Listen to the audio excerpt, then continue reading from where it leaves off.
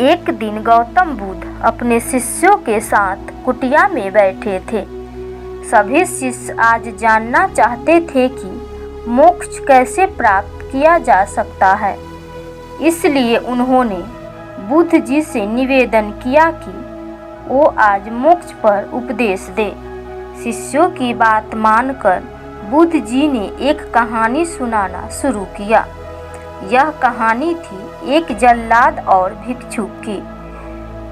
अपने राज्य का मुख्य जल्लाद, जिसने बहुत से गुनाहगारों को दंड दिया था, अब वह रिटायर होकर राज्य से बाहर एक कुटिया बनाकर अपना जीवन व्यतीत कर रहा था।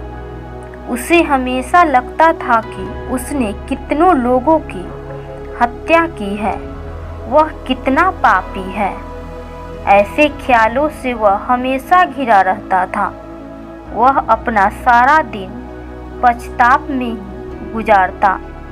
एक दिन वह रोज की तरह इन्हीं ख्यालों में खोया हुआ खाना खाने के लिए थाली परोस रहा था। तभी उसको दरवाजे से किसी की आवाज़ आई। उसने बाहर जाके देखा तो एक भिक्षुक खड़ा था। भिक्षुक के चेहरे को देखकर ही जल्लाद समझ गया कि भिक्षुक बहुत लंबी साधना के बाद आज उठा है और भूख से व्याकुल है। जल्लाद के मन में आया कि जिंदगी भर तो मैंने बस हत्याएं की है, आज मौका मिला है कुछ पुण्य कमाने का, तो इसे गंवाना नहीं चाहिए। उसने भिक्षुक को अंदर बुलाया और अपनी खाने की थाली उसे दे दी। भिक्षुक खाना देखकर बहुत प्रसन्न हुए। भरपेट भोजन करके भिक्षुक ने जल्लाद से बातचीत शुरू की। जल्लाद ने भिक्षुक को अपने जीवन की सारी कहानी सुनाई। उसने बताया कि वह कैसे काम करता था, उसने कितने लोगों को फांसी दी और वह सोचता है कि वह कितना बड़ा अपराधी है। जल्लाद की वेदना सुन वह भिक्षुक बहुत ही शांत स्वर में बोले कि क्या तुमने वो जीव हत्याएं अपनी मर्जी से की थी? जल्लाद ने कहा, नहीं, मैं तो बस मेरे राजा की आज्ञा का पालन कर रहा था। मेरा कोई भाव नहीं था उन्हें मृत्युदंड या सजा देने का। तब भिक्षुक ने कहा, तब तुम अपराधी कैसे हुए? तुम तो अपने राजा के आदेशों का पालन कर रहे थे। जल्लाद को एहसास हुआ कि वह किसी गलत काम के लिए जिम्मेदार नहीं था। उसका कोई दोष नहीं है, वह तो सिर्फ अपना दायित्व पूरा कर रहा था। इस प्रकार जल्लाद का मन शांत हुआ। फिर भिक्षुक ने जल्लाद को उपदेश दिया और उससे विदा ले ली।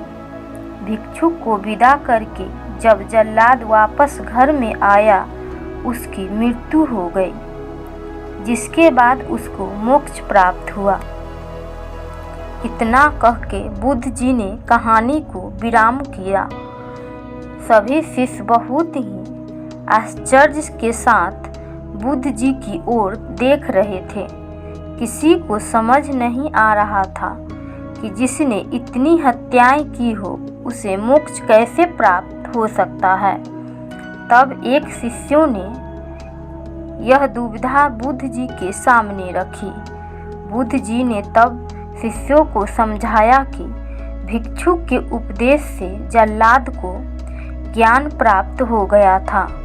जल्लाद के जीवन में पहली बार किसी ने उसे ज्ञान का उपदेश दिया था, इसीलिए मृत्यु के बाद उसे मोक्ष प्राप्त हुआ। अपनी बात को विराम देते हुए अंत में बुद्ध जी ने बोले, बिना ज्ञान के 1000 शब्दों का उपदेश भी बेकार है, किंतु जब शांत मन से उपदेश का एक शब्द भी सुन लिया जाए तो वह ज्ञान दे देता है और ज्ञान से ही मोक्ष की प्राप्ति संभव है। कहानी से सीख। इस कहानी ने हमें सिखाया कि अपने कर्तव्यों का पालन बिना किसी दुभावी के पूरी निष्ठा के साथ करना चाहिए। साथ ही अपना मन हमेशा शांत रखना चाहिए, क्योंकि शांत मन से ही उपदेश सुनने पर ही वास्तविक ज्ञान प्राप्त हो सकता है, जो मोक्ष की ओर ले जाता है।